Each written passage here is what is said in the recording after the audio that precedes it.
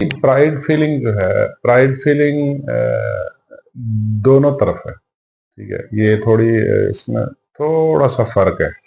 किसी हद तक प्राइड फीलिंग पॉजिटिव है, और उस हद से ज्यादा बढ़ जाए तो वो गुरूर के जुमरे में, तकब्बर के जुमरे में आ जाता है।